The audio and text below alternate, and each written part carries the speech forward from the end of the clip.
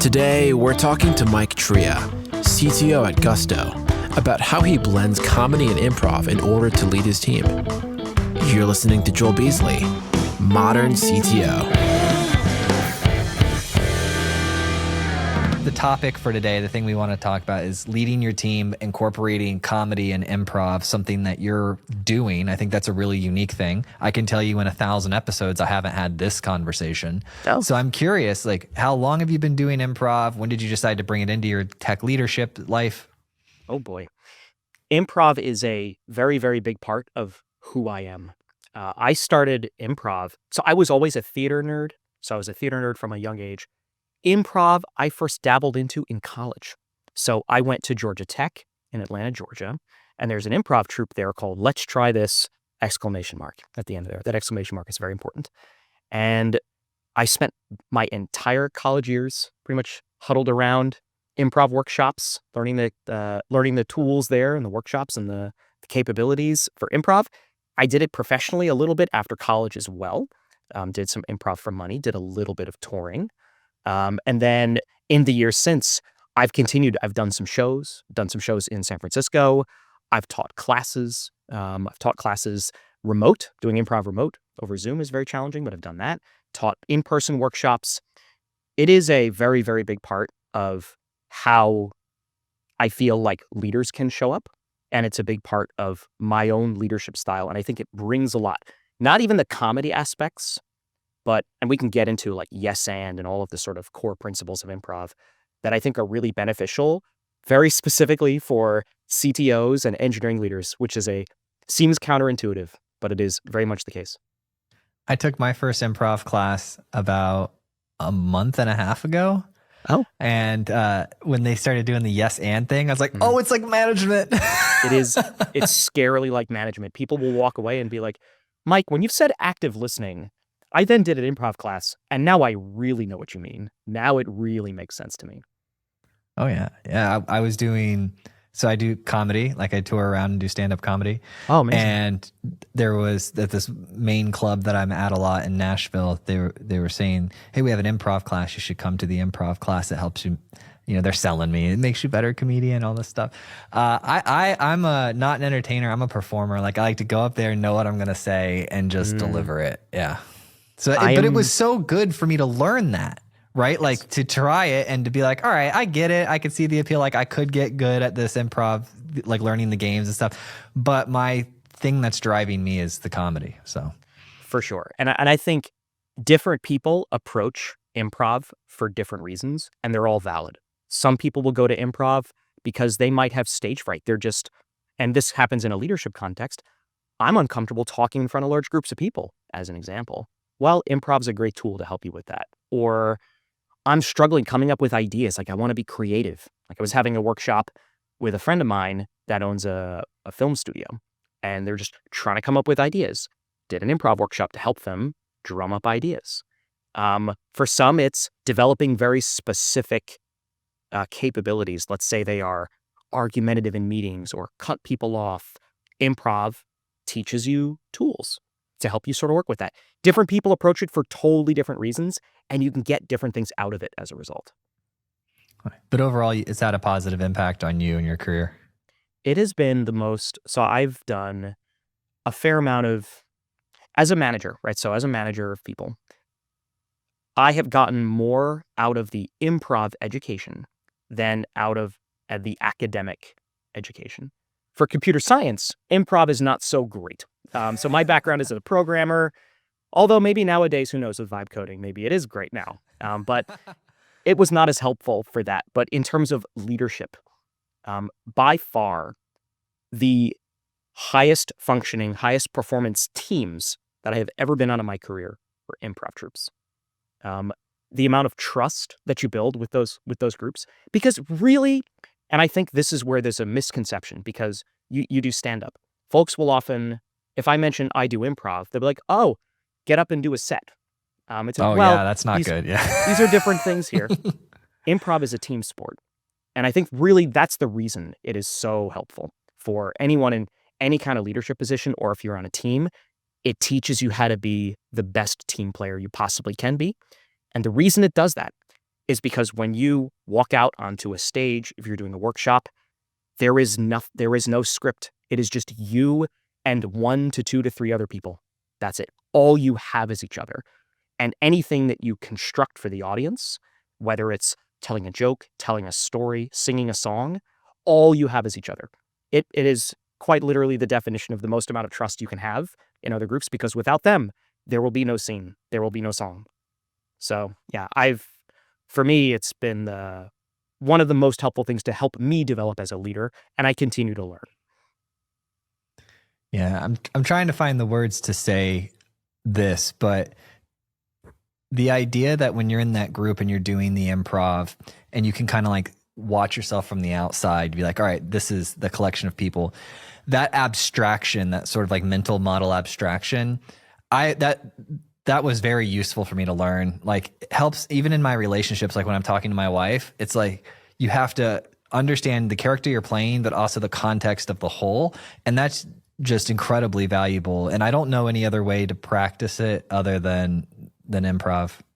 Same. I feel, to your point, you learn a lot about yourself through this because quite simply, you're put in positions in improv. You're almost like living a whole bunch of lifetimes in a single improv workshop. You are playing different characters. You're in different situations. So in a lot of ways, it touches all the edges of you to give you a sense of how you react in those situations. Emotional settings, how you think on your feet in terms of certain types of contexts, as you've stated, a business context, a relationship context. You will learn a lot about yourself fast in improv because it's putting you in positions that you wouldn't otherwise be in, or that would take a lifetime to be able to discover. Have you ever had a team member, someone you're like direct report or maybe skip level, join you in a class from work, like kind of crossing that over? It's been a while. I've done workshops at the office. So I did this was about 3 months ago, did a workshop with the entire executive team. We took the entire executive team. So one thing we do at Gusto is we once a quarter have these, we call them anchor weeks. And that's where large groups of Gusties, this is what we call employees of Gusto, all come together into one of our offices, either San Francisco, Denver, New York. And we kind of jam on a topic. Maybe it's planning for the fiscal year. Maybe we're looking at talent. Maybe we're thinking about, the last one was, how do we think about better leveraging AI in our products? And I will always use that as an opportunity to teach an improv workshop. And one we did recently was with the executive team. So we took the entire executive team for 3 hours, and we played together. I went through the basics, starting out with like simple yes and story one word at a time. And you could just, it's fun when people walk away from those sessions and everyone's face is red because they've been laughing so much. And they reference the games weeks later, talking about the experience that they had to build that shared sense of comfort context with folks. I have certainly done improv with folks from work, outside of work. Yeah, certainly done it. I'd rather do improv games than trust falls. I'm with you. Yeah. Now, here's the thing, right? You're the CTO of Gusto, is that correct? That's correct. Yeah. Are you supposed to be this fun? Are CTOs supposed to be this fun? Fun? I don't know if I consider myself fun. You would need to do a survey of the staff to really see. Biased, but you are. I think in a lot of ways, humor brings safety. It can be disarming for tense situations, not necessarily to make light of the situation, because that's really never the point, but to make people feel comfortable. I feel it's a very important part of leadership, and there's many different ways to lead. There really are. I have found that something that works for me, it's scale, right? So I've managed a few hundred folks here at Gusto. In my past at Atlassian, I was managing around 3,000 people. In a lot of ways, there's a distance that is created between you as the CTO and your engineers the bigger the company gets. Like, the bigger the company gets, you stop in a lot of ways being like a person that they're interacting day to day, and you are more of like an idea, or you're someone that shows up and does all hands, people get a glimpse of you through a keyhole. And the thing, though, is people hear a lot about how you show up in other places where it's, oh, I was in a meeting with Mike Tria, he did this thing. Or, oh, there was an architectural discussion. This is how Mike Tria weighed in on it. Or here's how we let the team speak about it. They only know about you third hand in a lot of ways. And so for me, fun, humor, how things show up, is something I want in the culture, right? So I want people, psychological safety is in a lot of ways linked to the sense that people feel like they can be vulnerable. And you can't be funny. You can't generate that if you yourself do not show a lot of humility. And again, that gets back to the improv bits. Improv teaches you humility like nothing else. Because again, you walk out there with pretty much nothing, right? You might have a suggestion from the audience, you have your teammates, but you really do have nothing. And it kind of grounds you in thinking that everyone's kind of doing that when they're showing up at work. They're all kind of showing up the same way. So yeah, I think there's a logic to the madness of the fun. It is to generate safety. It's to make it such that people feel like they can be vulnerable.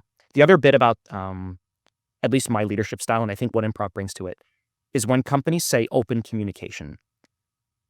I like to be very precise about what that means and how it helps a company.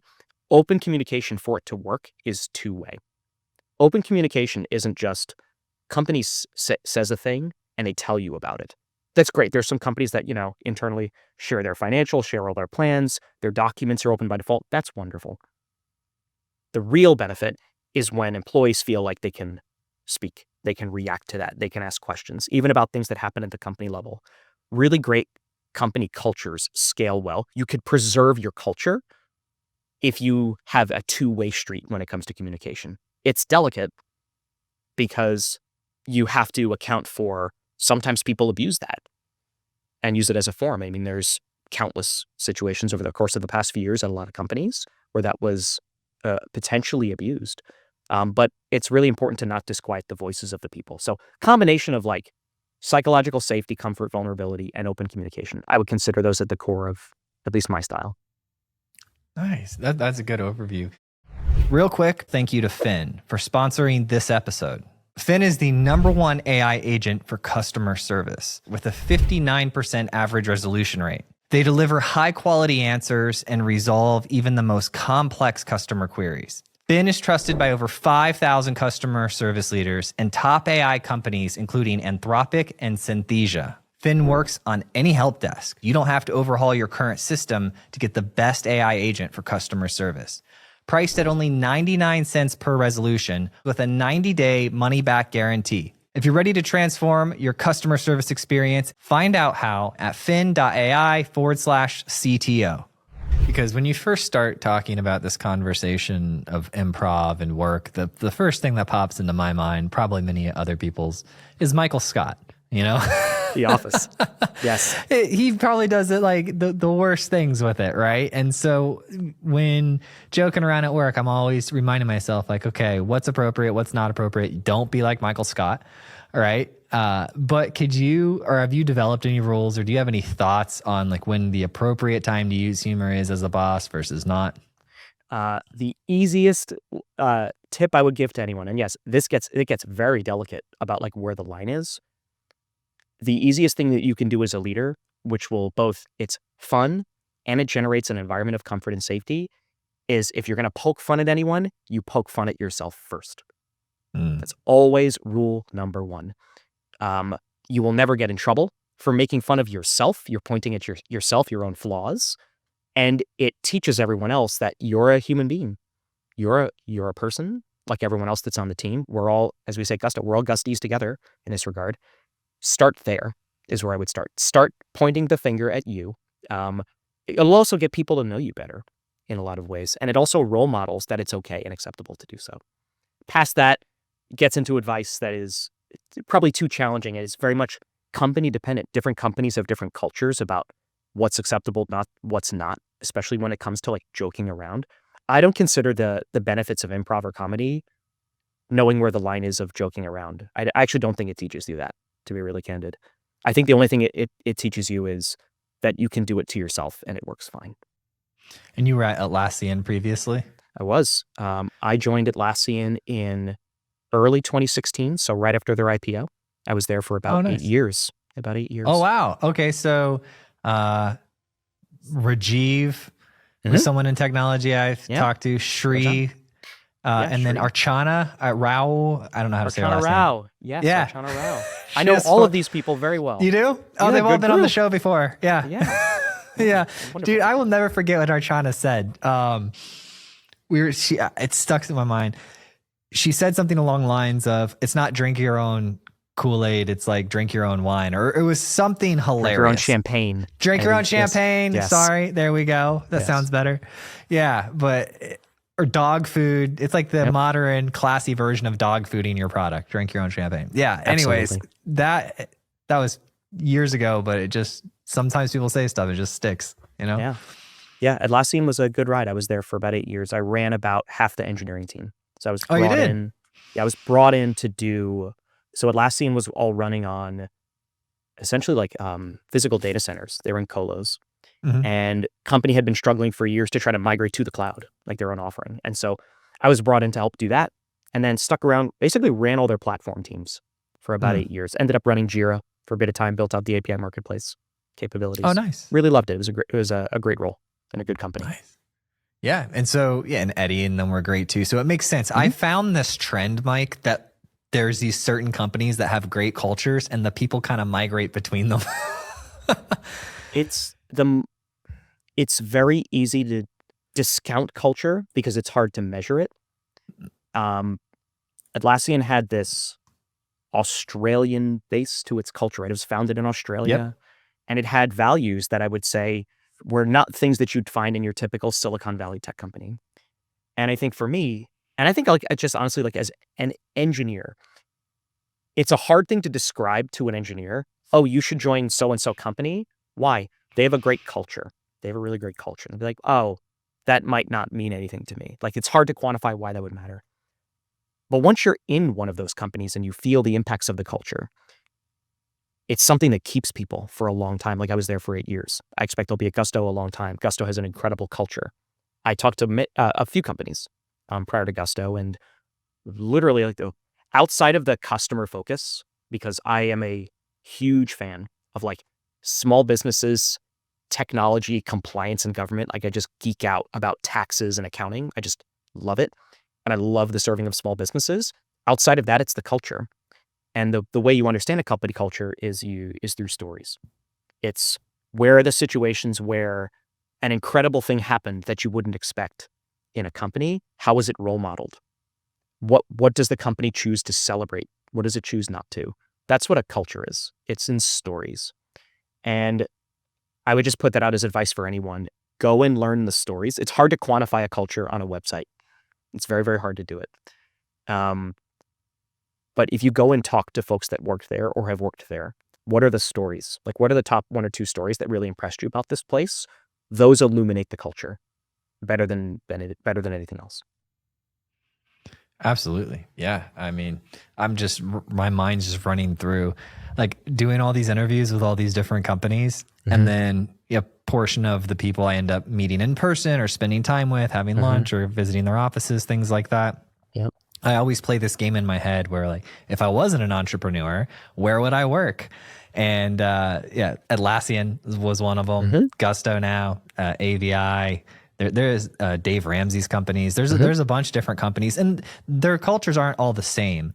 But I just noticed there's a certain type of person. It's really to be around the other people too, like that have that culture. Like I'm a high quality person, so whether I am doing something in the material world, like buying a car, or if I'm building a piece of software, or if I'm re-landscaping the house, like I am trying to do it at like the highest level of quality and always, not perfectionism to get stuck, but back up a little bit from perfectionism, get that 80% there, Yeah. I am a quality person, maybe not to the level that you are. You might want to give me some tips, by the way. I'm working on reducing my quality. But for me, I love working with high quality people. So when I think about like what a job really is, like I've never physically seen the code of Gusto. Why? Well, I mean, I've seen it on a screen. It doesn't exist in the physical world. It's digits, it's bits. The things I interact with day to day are human beings, other employees at Gusto. And I would say there's probably like 30 people that I work with more than anyone else.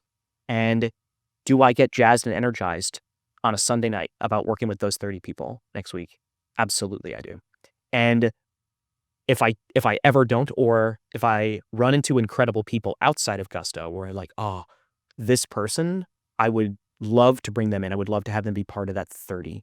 That would just mean the work would be incredible. I would feel enriched. They would produce a lot of value.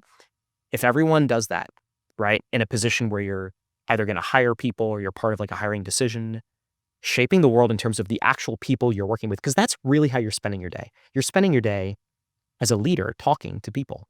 And again, this goes back to some of the improv bits, is like, who would I want in an improv troupe? Not that that's the only delineator for success there, but it's one of them, right? Because it means they're a great team player. And I would say that's probably, that is a through line, certainly, between Atlassian and Gusto. They're both team-based companies. Atlassian, it is literally their stock symbol. It's like what the products are built around. And Gusto is all around, at least within the company, it's about teams and helping. How big is small Gusto teams. now? Gusto is, I think, a hair shy of 3,000 employees and a bit over it's grown a lot. 400,000 customers. Yeah, we are a customer. Yes. Wonderful. I don't know if we have to edit that out for threat vector reasons, but that's how I met Eddie in the first place. I was using Gusto, and then some opportunity came up, and I was like, "Yeah, that'd be great to meet with him." And my doctor uses Gusto. Does it really? Yeah, my doctor uses Gusto. Dude, it's so easy. I recommend it all the time on the show to people because I remember life before Gusto, and it was painful to say the least. So I have one-click payroll like set up, and I've got all of my systems and integrations and the healthcare thing, and it's like it's good. It makes my life. Running payroll takes me 5 to 7 minutes every 2 weeks. It's like awesome. great. I would love to get that number down to 2 to 3 for you. I'll work on that. I bet you it's it's probably 2 or 3. We're getting there close. I'd say, well, since we're here having the conversation and the theme is improv, the most annoying thing is that the QSHRA healthcare plan doesn't automatically pipe in. So that's like the one thing I have to do is I have to go over there, log into it, download it, go in, and they've got like a Gusto export specific thing, and then I go into mine and upload it, and so that's longer than just looking at everyone's salary here. So just looking at it and be like, click, click, click, just getting their payroll stuff over or their healthcare benefit stuff over. Yeah, we've been doing a lot of investment. I'll definitely look into that actually for you. We've been doing a huge investment into R&D, into research and development at Gusto to sort of, I feel like we actually ship pretty fast here. But the product breadth is so broad, right? So Gusto is not a payroll company, right? It has payroll, it has time tracking, it has HR products, consumer financial products. Like it's vast and broad. And if you're like yourself, you're a small business owner, you're wearing like 100 hats. And we like to think we can help take off maybe 15 of those hats, and we have aspirations to take off a lot more. When you have a broad product offering, and so we're like multi-SaaS, broad product offering, you need a lot of engineers, you need a lot of consistency, but you also, the problem becomes, how do you measure the effectiveness and the efficiency of that engineering organization to go even faster? My approach to doing that has changed dramatically just over the last 18 months because of the advent of AI. And it has completely changed. I had a playbook that I spent so long on around, well, here's how you look at developer productivity. Here are the things you can put in place across hiring, retention, code reviews, process, all of it. And something that has been very energizing for me recently has been being able to upend all of that and say, okay, forget a lot of this. Instead, how do you retool your entire engineering organization to be AI native, to leverage these tools such that you're simply not doing tasks that an AI could do for you on behalf of your engineers, so that they could spend more time fixing bugs, actually building and shipping features. And so, yeah, a lot of that has changed. And so how far are you into this? Give me some time frames. So our fiscal year started, what's today, the 7th? 6 days ago. So May 1st. So we go May through April. one of the largest plans we have over this fiscal year is to do a large retooling of mostly the engineering organization around AI. Not just engineering, but it also impacts product design, data. We have already put in place several tools internally for letting people discover and find things within the company across all places. Things like performance reviews. We have an AI tool that helps draft everything for people such that that process is a lot less laborious. We're putting in a process now that lets us keep track of all the work that we're doing such that people don't have to go and update tickets all the time. Can just automatically do that. We heavily use coding assistants and co-pilots internally. Also, we've done something I think is pretty novel. So we have our conversational interface, which we give to customers called Gus. It's our AI system that our customers can interact with to do things. Oh, I haven't on their talked to behalf. Gus yet. Huh. Gus is great. Nice. You should. Internally, though, something I think is really novel is the problem with these tools. It's actually tool generation. The company's been around for 14 years. We have an extraordinary amount of experience and data serving customers, but without AI. How do we take that experience and then give it to something like Gus to help customers faster? Well, it could be I have a bunch of engineers go and code up a bunch of tools, code up a bunch of recipes that can sit behind Gus. Or instead, we have this incredible customer support team and operations teams. We built the tool for them called Gus Studio, and we hand it to them, and it lets them draft in relatively natural language how Gus should serve and help the customer in the voice of the way that Gusto works. And so this is sort of putting to work, it's in a lot of ways, putting to bed the notion of like, oh, you want to build something, you need an engineer for that. That is not always going to be the case. You're going to need new types of employees, and employees are going to do very different things than the job profile stated that they would do like 2 years ago. You need like Renaissance people in a lot of ways where they're like part designer, part engineer, part product manager. I think it's going to be very exciting for people because I think there's too much out there of like some of the negative impacts of AI in terms of what it has on workforces. The tools it opens up and the capabilities, I think we're just getting started on. So like Gus Studio is an example of that internally that I'm really proud of. I think that we're making tools available. This is going to sound horrible. I know it's going to sound horrible. There's an IQ distribution curve, whether we like it or not. And the thing is, we're making it more accessible. Like there is an IQ limit. If you look back 20 years ago and measure IQ limit needed for computer science, like to build something or whatever, much higher than it is right now. And as a lower IQ person, I appreciate that. So like,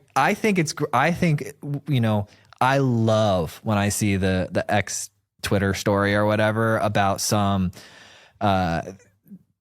dude working at a restaurant, serving waiting tables, has an idea, vibe codes something, is now making $10K a month on, through $9 a month subscriptions, right? That to me is beautiful. I'm like, I'm so grateful I live in this world. And my 20 years as a software engineer is my background. So like, there is not a hateful bone in my body. I'm like, yes, this is going to be a better future. We're going to have higher quality products, more people getting involved and playing the game. It's going to be good. I am excited for a revitalization of personal software. So just like writing something just for you, because it will help you, personal software. I've got, I still write code. I have my own, I wrote my own tax software. So I file my own taxes with my tax software. I wrote my own double ledger accounting system. I still maintain these things. I run them all the time, but I'm rare in that regard. Even amongst managers, like often when you get into management, you start stepping away from coding day to day. There's a little danger to that, to stepping away far. I think the accessibility of the tools, as you've mentioned, I think is going to open up the door for people to just like write little apps for themselves, like write things that they need in their lives to sort of fill the gaps that aren't served by others. I am very excited about it. I even have like my nephew wants to write games and has now tools available to help him do that. Yeah, I similarly am very excited. Or even internally here at Gusto, like people are doing these things very much bottoms up. Like the legal team is using AI tools to sort of help distill the thousands and thousands and thousands of compliance rules across all various agencies. So they're doing that internally. We have our go-to-market teams leveraging it to better understand customer signal and intent. This is without an engineering team building all of these tools, right? This is teams that are not engineers by trade being able to build. So I just think it's going to turn more employees into builders, which I love. You built your own tax software? Sure did. I'm a glutton for punishment. Yep. You Did just it can do all the time. It could do Georgia, federal, and state. It doesn't cover everything. Like for instance, I can't do like farm subsidies. But it does. It calculates everything, generates forms for me, based on my data. I just hard code the total amount owed to IRS to be 0. It'd be the worst tax Shortcut. software ever. Yeah. That's a shortcut. It's a quick way to get them to knock on your door, though. I will say though, I've compared it to, now I've seen the actual incredible tax software that Gusto has, and I felt a little embarrassed about what I had built, because I built something that's used for me personally. Yeah. But it also gave me, and I had thought, like, I had an appreciation for how hard this stuff was, building it for myself. But my mind was blown when I saw just how complex and gnarly this space is. Again, it made me fall in love. Like, I love the space that is, I would say, classically considered like unsexy, payroll, compliance, all that stuff. But in a lot of ways, this is how like small businesses interact with the real world, is through government agencies like, oh, have to pay taxes, have to do insurance, need to raise money. I really enjoy that, because that's where the complication is. And I think software does best when it can take this like really complicated stuff and make it such that you could run payroll in 5 minutes with knowing that you're compliant, knowing that you're good, is something that I think is a great use of software. That's how I feel, honestly. Like, if you guys have a tagline in my head, it's Gusto's got it. When I'll get like unemployment notices for like tax rate change, I'm like, Gusto's got it. Gusto's got it. And that's what I say internally. I'm just like, And if they don't, I'll get some notice at some point. But I don't have to worry about it. And that's just because, I mean, I don't know. I think I've been a customer for somewhere between 5 to 7 years. And that just builds a lot of trust. So I've watched the product evolve tremendously. And it just builds a lot of trust. There's different types of software that like there's some software where the longer it's around, the less you trust it, because it gets like calcified and ossified and like the way things used to work. In the space of like tax regulation and compliance, it's the opposite. Gusto's had so many runs at year-end, quarterly filings, that if you just get started in this space and you've been doing like, I don't know, if you're starting a company and you're going to do like payroll and you're 1 year in, you haven't learned much yet. Because unfortunately in this world, how you test in a lot of ways, there's no way to simulate the IRS. There's no way to simulate the state of Kentucky. You have historical data. You really need to go and stress the thing in live with your customers safely. The fact that Gusto's now been doing this for so long, I think in a lot of ways helps bring that trust. And that a lot of that flows into even how we build here at Gusto. Like, we like to move fast, but we remember that compliance, like what you said, Gusto's got it, is like something that sits on like everyone's monitor. And so we are just very, very, very protective of those code paths and jobs to be done for customers to make sure that we don't break them, because that's, in a lot of ways, that peace of mind is a huge value proposition for us. And so breaking that, it's very hard to walk it back if you break it. I love the R&D tax credit thing. Oh, yeah. I did that for several years, and it was just so smooth and easy. And I was like, yes, this is great. It's remarkable to me how many folks don't realize that there's money that is sitting out there that is available to them, and just how easy it can be to get access to it. There's an obtuseness, I think, in some forms of compliance, and like things like tax credits is a good example where, that's an area where we can make it easy, and then customers get money. Because when we talk to small businesses and we ask them what their biggest problems are, they always say two things, and it's always two things. And the order flips. One is access to capital and money, finding great people. And it just sort of depends, depending on the year, which one's number one and which one's number two, but it is always those two. You guys are right at the intersection of that too. Exactly. Yeah. And I feel like that's why we feel forever not done in terms of building out like the hats model, right? Like, we want to get to 50 hats.